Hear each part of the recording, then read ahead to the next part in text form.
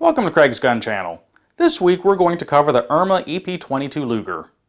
The Erfurter Maschinenfabrik, or more commonly just called Erma, was a German weapons manufacturer founded in 1922.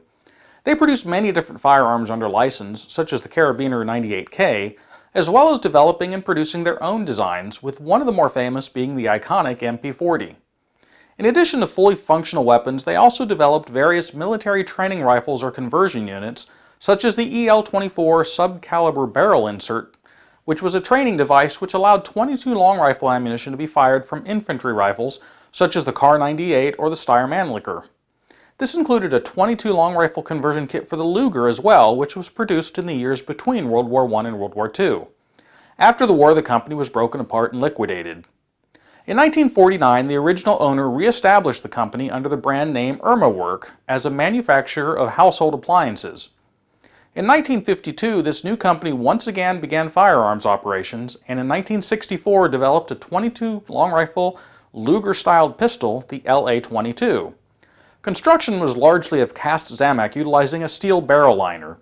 Breech block and internal parts were also made of steel. It weighed in around 36 ounces and had a 4.5-inch barrel and was available with both plastic or wood grip panels. Magazine capacity was 8 rounds, and while its toggle joint breech mechanism resembled the toggle-locked Luger, the barrel does not recoil and it does not actually lock the action. It's a blowback-operated pistol, but as the extra mass and mechanical effort needed to operate the toggle still retards the opening of the breech somewhat, it could be considered a delayed blowback action. Soon after the LA-22 was released, the design was revised to both reduce production costs as well as refine the action and improve the safety, and was re-released as the model EP22. These pistols were produced through 1968 when they were phased out by a newer version called the KGP-69, which was produced until the company went bankrupt in 1997. This example is a model EP22. Let's take a closer look.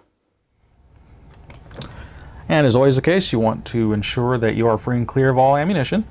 So the magazine release is right here. You'd simply push in on that, and that would release the magazine. As we can see, the magazine here is free and clear. Then if you toggle open the action, we can see that the chamber area is also free and clear. So we're clear to look at the controls and features of the Erma EP22. It is a single action striker fired pistol. So the trigger is just single action. Pulling the trigger will just release the striker to fire the weapon. It would have to be manually cocked for the first shot. After the first shot, the recoil will cock the action for subsequent shots. It will stay locked back after the last round. However, that's done via a tab on the magazine right there. It basically catches on the bottom of the toggle assembly. So after the last round, it basically gets caught on the magazine like so. But that would lock it open to show that you were empty. As I said, that's the magazine release right there. And once that's locked open, if you release the magazine, so push in and release the magazine, that will release the toggle so it'll close like so. As I said, there's our disassembly catch. It does have a safety. Currently it is in the fire position. There's a little red dot there. You can pull down, that would put it on safe, and then again up for fire. It has a rear notch, not adjustable, and a front sight blade, which theoretically it is dovetailed in there. It could be replaced with different height ones if you needed to, if you really had to adjust for winded, or elevation rather, if it was way off. That's pretty much it as far as the controls of the pistol. Take a look at the magazine itself. Now if you notice the magazine, this is the Ruger 2245 magazine, or the Mark MK series. Same size. These hold 10 rounds. This magazine is listed in the manual as holding 8. I was only able to get 7 in it when I went shooting the first time, and I found out the reason why. Let's see if we can show that to you here, whether we'll be able to see it or not. If you see in here, gotta hold it to the lights just right. That little silver section that's right there, that's basically, it's a block internally that will hold or keep the magazine follower from coming down any farther to only accept 8 rounds. This one had worked out a little bit, so it was not allowing it to have the full 8 rounds. It only allowed 7 in there. I was able to take the magazine apart. You just take that pin out right there, and then the floor plate and everything comes out, and reseat that. If you took that out, I believe you could get 10 rounds in here. However, just due to the age of the spring and everything else, I'm just going to leave it as it came from the factory. I'm not sure why they limited it to 10. Or to 8 rather. It's possible that you put those additional rounds in there. 22 long rifle, it progressively stacks the angle due to the rim, and it's possible it started to bind up inside the magazine. So it's actually probably likely this does that a little bit anyway, just with the 8 rounds. But that's pretty much it with the magazine. It does have a little follower there, or a thumb grip that you can use to help lower that follower when you're loading it, to ease in loading. So that's the magazine. So we'll take a look at disassembly. Now, to disassemble this, the first thing you have to do is push forward on the barrel assembly. Actually, this entire section right here goes forward just a tiny bit, and you push in the center of the back right there. There's that little, like it where it comes out a little bit. You would push in on that. That will release tension on the locking pin, and then you could push through from the other side and push it out. So go ahead and, well, first we need to release the spring pressure on that striker. So release the pressure on there, then you can push forward, and you just have to go forward just a little bit, like so, and then that button comes out, like so, and then that assembly can come back farther, and it exposes this pin. Now that pin you would just need to, now there is spring pressure in all this. You can see the recoil spring right there, so you'd want to kind of hold that with your finger while you push that pin out. Once that's out, you can let the spring pressure off. We have our recoil spring here, and it's got a little guide rod with a pivot head on it and a front bushing. This is our striker spring. That is not the striker. This is actually the ejector. We'll take a look and see how that works in just a moment. And at this point, the toggle assembly and the breech block and the striker all just slide out of the back. And we can set that aside. Now the barrel assembly will slide out the front, like that. So we'll take a look at the barrel assembly first. Now this is all cast Zamic, and it does have a steel barrel liner. If you look there, the barrel is that steel color. So the barrel is steel, and then the outer dimensions are all that Zamic. You can see it here on the inside as well. So as far as what you'd want to do with this is clean all of the rail assembly. You have the rails on the outside, which engage the frame. You have rails on the inside, which engage the breech at the bolt assembly. And then, of course, you'd want to clean the barrel out and clean everything out and wipe it all down. You have the feed ramp there. You want to clean that out. So set that aside. Take a look here at the toggle assembly. Now that's held on with this pin right here. And usually these pins are pretty loose. They are held in place when they're in the frame itself. Being in the frame holds it all together. But you can just push that pin out, and then the toggle assembly will come off. And there's no spring or anything in the toggle assembly. That's just there. However, there is weight to it, so that's part of the recoil mass. This section right here is our striker assembly, and that's the actual firing pin. And that comes through the breech face right there to fire the cartridge. Now the hole in the center, that's where this would come through. It basically just comes through that entire thing. And on recoil, this would, as it comes back, this would be what ejects the empty case out of the gun. We have our extractor right here. And there's a pin right there that holds the extractor and the spring in, although you just might as well leave that in there. The only reason to take that out would be if this really gets really cruddy and dirty, or if you have to replace a broken component. So really with all this, you just want to scrub it all down and clean it out. Now, if you're worried about this getting upside down or something like that, it only goes one way. It just, you know, can only go one way because the firing pin is offset, being a rim fire. And that's pretty much it as far as for cleaning all that out. Now, as the frame itself, of course, we have the rails in here that align with the rails on the barrel assembly. And we have our disconnector right there.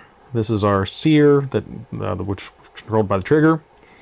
Of course, then we have our safety. And you really wouldn't want to disassemble this any further. Any change to the geometry with any of the stuff inside here could render the firearm unsafe or inoperable. So as far as disassembly, this is as far as you'd want to go. You just want to clean everything off real good, give it a light coating of oil for corrosion prevention and lubrication. Reassembly is just the opposite. So first you'd go ahead and align the rails on the barrel assembly with the rails on the frame assembly. And then you'd slide that all the way through so that the hole is open in the back. You have your bolt and striker assembly. Put your toggle in there and put its pin in. Make sure that's in place. And then that would slide in those inner rails. And sometimes this will squeeze in a little bit, so you might have to pull it apart a bit to get it in there. And then that will all slide in. Now, as far as the recoil spring, the recoil spring goes in this bottom open section right here, and it goes all the way in. There's a socket in there that will engage it, so just like that. Your striker spring and the ejector go into the hole that's in the center of the striker and the bolt.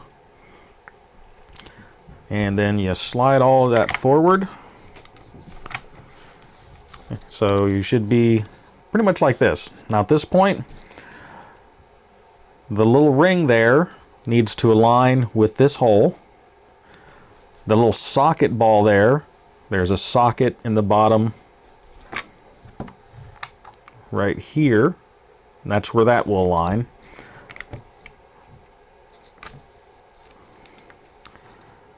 So you kind of just push this up into place there. Align the ball with the socket right there. So it's kind of like that. And then push forward and align that main hole.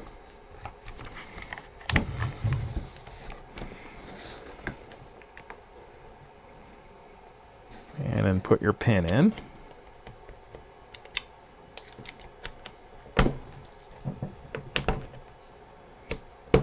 And it might take some jiggling a little bit to get that in there, but once that's in place, then you push the whole assembly forward. Now it's all under spring pressure there, so you push that forward, and then that will, you can see it right there what locks in. You put your button, there's a little notch in the front of it that goes toward the front, and then Allow the spring pressure to come back. That locks that button in, and that holds it all together. And do a function check, and we're all reassembled. These pistols were notorious for having reliability problems and being finicky with ammo, so my expectations were pretty low heading out to the range. And we're on the range today with the Erma 22. When I was loading the magazine up, I was expecting it to hold 10 rounds. It looks like there is a block in there to keep it to 7 rounds. I'm not really sure why that's there or why that's like that, but we'll go ahead and take some shots and see how it does.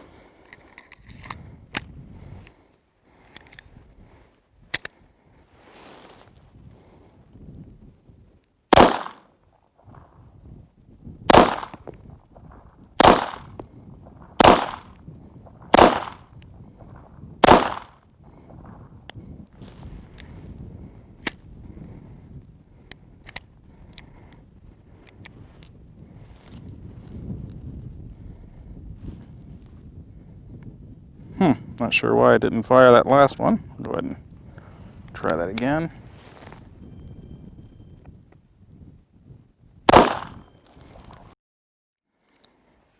Yeah, so went ahead and loaded up 7 more rounds. The trigger on this is very light, so you really make sure your finger is not on the trigger until you are ready to shoot. Of course, that's always the rule anyway, but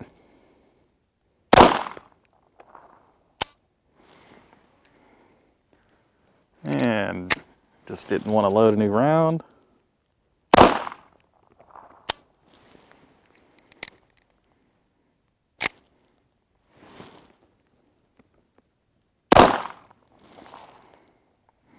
And we had a bit of a jam there.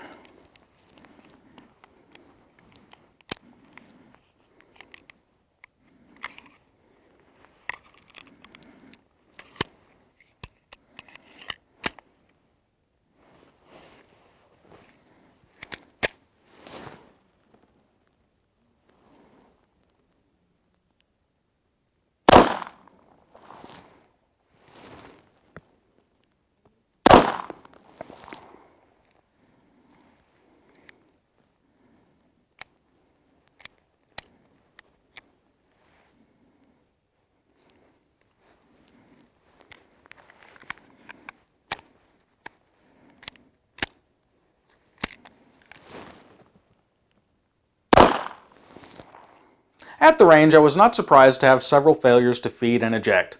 I was surprised that I was only able to get 7 rounds in the magazine. The magazines are similar in size and configuration to the Ruger MK series, so based on appearance, it looks like 10 rounds should fit, but it wouldn't even hold the 8 it was supposed to. After I got back from the range, I found the answer to both questions.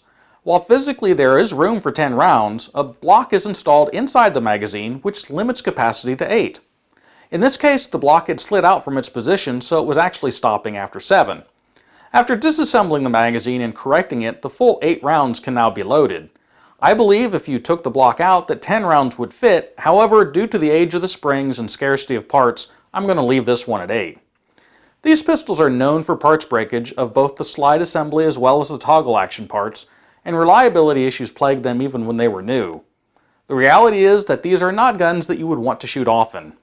They are an interesting part of history and an interesting part of a collection, but should not be considered a daily shooter. They're not especially valuable, with current book values around $300, so keep that in mind if you want to add one to your collection. I hope that this information is of value, and if you liked the video, I would ask that you hit the like button and subscribe if you want to continue to see more like this. I value your comments and feedback, and as always, until next week, stay safe.